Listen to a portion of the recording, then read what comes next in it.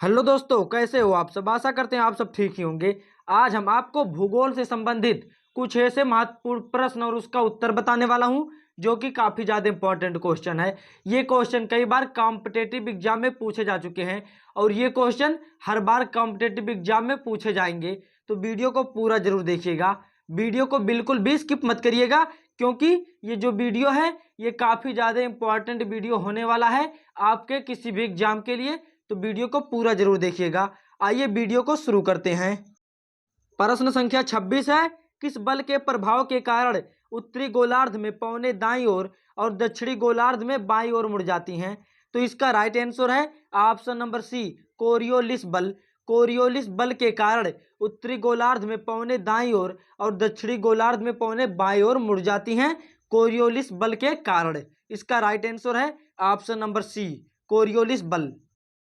प्रश्न संख्या 27 है, कोरियोलिस बल द्वारा पवनों की दिशा में होने वाले परिवर्तन को किस नियम के रूप में जाना जाता है। इसका राइट आंसर है ऑप्शन नंबर ए, फेरेल का नियम।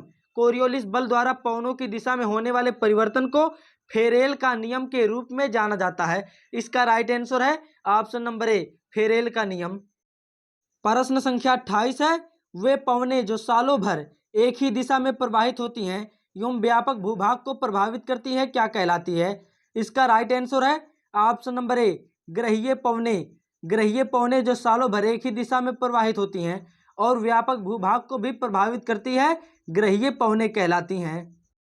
प्रश्न संख्या 29 है, निम्न पवनों में से कौन एक ग्रहीय या अस्थायी पवन नहीं है। इसका राइट आंसर है ऑप्शन नंबर डी, पर्वतीय समीर। पर्वतीय समीर जो है वह ग्रहीय या अस्थायी पवन नहीं है।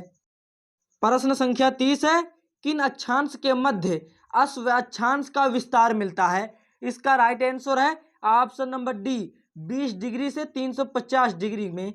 20 डिग्री से 350 डिग्री के मध्य अश्व अक्षांश का विस्तार मिलता है। प्रश्न संख्या 31 है, उपोषण उच्च वायुदाब कटिबंधों से उपध्रुवीय निम्न वायुदाब कटिबंधों की ओर प्रवाहित होने वाली अस्थायी हवाएं क्या कहलाती है। इसका राइट आंसर है ऑप्शन नंबर बी, पछुआ पवन। उपोषण उच्च वायुदाब कटिबंधों से उपध्रुवीय वायुदाब कटिबंधों की ओर प्रवाहित होने वाली अस्थायी हवाएं पछुआ पवन कहलाती हैं, जिसे हम पछुआ हवा भी कहते हैं। इसका राइट आंसर है ऑप्शन नंबर बी, पछुआ पवन। प्रश्न संख्या 32 है, वायुमंडलीय दाब का मापन किस यंत्र के द्वारा किया जाता है। इसका राइट आंसर है ऑप्शन नंबर डी, बैरोमीटर के द्वारा। वायुमंडलीय दाब का मापन बैरोमीटर यंत्र के द्वारा किया जाता है। इसका राइट आंसर है ऑप्शन नंबर डी, बैरोमीटर। प्रश्न संख्या 33 है, क्षोभ मंडल की ऊपरी परत में तीव्र गति से प्रवाहित होने वाली पवन कहलाती है। इसका राइट आंसर है ऑप्शन नंबर डी, प्रतिचक्रवातीय पवन। क्षोभ मंडल की ऊपरी परत में तीव्र गति से प्रवाहित होने वाली पवन प्रतिचक्रवातीय पवन कहलाती है। इसका राइट आंसर है ऑप्शन नंबर डी। प्रश्न संख्या 34 है, किन कारणों से भूमध्य रेखीय क्षेत्रों में चक्रवातों की उत्पत्ति नहीं होती है। इसका राइट आंसर है ऑप्शन नंबर डी, कोरियोलिस बल अभाव के कारण। कोरियोलिस बल अभाव के कारण भूमध्य रेखीय क्षेत्रों में चक्रवातों की उत्पत्ति नहीं होती है। प्रश्न संख्या 35 है, महासागरीय धाराओं की उत्पत्ति में निम्न में कौन सबसे महत्वपूर्ण भूमिका निभाता है। इसका राइट आंसर है ऑप्शन नंबर सी, पृथ्वी की घूर्णन गति। महासागरीय धाराओं की उत्पत्ति में पृथ्वी की घूर्णन गति सबसे महत्वपूर्ण भूमिका निभाता है। प्रश्न संख्या 36 है, किस महासागरीय जलधारा को यूरोप का कंबल की संज्ञा दी जाती है। इसका राइट आंसर है option number D, gulf stream जलधारा। गल्फ स्ट्रीम महासागरीय जलधारा को यूरोप का कंबल की संज्ञा दी जाती है। इसका right answer option number D, gulf stream जलधारा। प्रश्न संख्या 37 है, निम्नलिखित में से कौन एक हिंद महासागर की ठंडी जलधारा है। इसका राइट आंसर है ऑप्शन नंबर सी, पश्चिम ऑस्ट्रेलिया जलधारा। पश्चिम ऑस्ट्रेलिया जलधारा हिंद महासागर की सबसे ठंडी जलधारा है। प्रश्न संख्या 38 है, निम्नलिखित में से कौन एक गर्म जलधारा का उदाहरण है। इसका राइट आंसर है ऑप्शन नंबर ए, अलास्का जलधारा। अलास्का जलधारा एक गर्म जलधारा का उदाहरण है। इसका right answer option number A, Alaska जलधारा जो है वह गर्म जलधारा है। प्रश्न संख्या 39 है, वायुमंडल में उपस्थित कार्बन डाइऑक्साइड गैस की मात्रा का अन्य गैसों की अपेक्षा कितना अनुपात है? इसका राइट आंसर है ऑप्शन नंबर सी 0.03%। वायुमंडल में उपस्थित कार्बन डाइऑक्साइड गैस की मात्रा का अन्य गैसों की अपेक्षा अनुपात 0.03% है। इसका राइट आंसर है ऑप्शन नंबर सी। प्रश्न संख्या 40 है, कनाडा का कौन सा नगर गेहूं की मंडी के लिए विश्व प्रसिद्ध है? इसका राइट आंसर है option number C Winnipeg. Canada का विनीपेग नगर गेहूं की मंडी के लिए विश्व प्रसिद्ध नगर है। इसका राइट आंसर है ऑप्शन नंबर सी विनीपेग। प्रश्न संख्या 41 है, यूरोप में स्थित काकेशस राज्यों की श्रेणी में किसे शामिल नहीं किया जाता है? इसका राइट आंसर है option number C Latvia. Europe में स्थित काकेशस राज्यों की श्रेणी में लाटविया को शामिल नहीं किया जाता है। प्रश्न संख्या 42 है, निम्नलिखित में से किस देश को दक्षिण का ब्रिटेन कहा जाता है? इसका राइट आंसर है ऑप्शन नंबर डी न्यूजीलैंड देश को। न्यूजीलैंड देश को दक्षिण का ब्रिटेन कहा जाता है। प्रश्न संख्या 43 है, यूरोप के किस देश का भौगोलिक उपनाम प्लेग्राउंड ऑफ यूरोप है? इसका राइट आंसर है option number C Switzerland. Europe के स्विट्जरलैंड देश का भौगोलिक उपनाम प्लेग्राउंड ऑफ यूरोप है। इसका राइट आंसर है ऑप्शन नंबर सी भौगोलिक उपनाम प्लेग्राउंड ऑफ यूरोप है स्विट्जरलैंड देश का।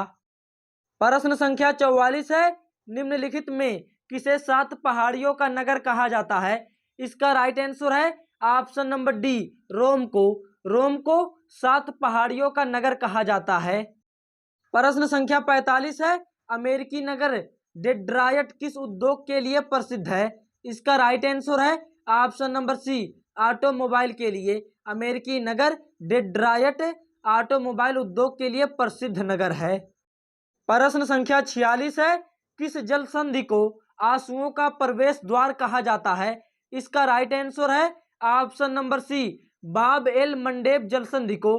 बाब एल मंडेब जल संधि को आंसुओं का प्रवेश द्वार कहा जाता है। इसका राइट आंसर है ऑप्शन नंबर सी बाब एल मंडेब जल संधि को आंसुओं का प्रवेश द्वार कहा जाता है। आपको याद रखना है इन सभी क्वेश्चन को, काफी ज्यादा इंपॉर्टेंट क्वेश्चन है किसी भी एग्जाम में आने के लिए। प्रश्न संख्या 47 है, विश्व की सर्वाधिक व्यस्त नहर की उपमा किसे दी गई है? इसका राइट आंसर है ऑप्शन नंबर डी कील नहर को। विश्व की सर्वाधिक व्यस्त नहर की उपमा कील नहर को दी गई है। इसका राइट आंसर है ऑप्शन नंबर डी कील नहर। प्रश्न संख्या 48 है, किस कैरिबियन द्वीपीय देश को एंटीलीज का मोती कहा जाता है? इसका राइट आंसर है option number C Cuba. Cuba Caribbean द्वीपीय देश को एंटीलीज का मोती कहा जाता है। इसका राइट आंसर है ऑप्शन नंबर सी।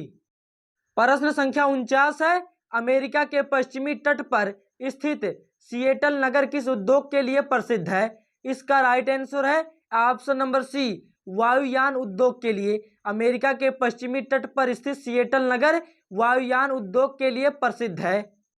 प्रश्न संख्या 50 है, हिंद महासागर का मोती किस देश का भौगोलिक उपनाम है? इसका राइट आंसर है ऑप्शन नंबर ए श्रीलंका का। हिंद महासागर का मोती श्रीलंका देश का भौगोलिक उपनाम है। आपको याद रखना है श्रीलंका का भौगोलिक उपनाम है हिंद महासागर का मोती। अगर आपको वीडियो पसंद आई हो तो वीडियो को कर दीजिए एक लाइक और चैनल को कर लीजिए सब्सक्राइब। ऐसी वीडियो हम आपके लिए रोजाना बनाते रहते हैं। मिलते हैं अगली वीडियो में।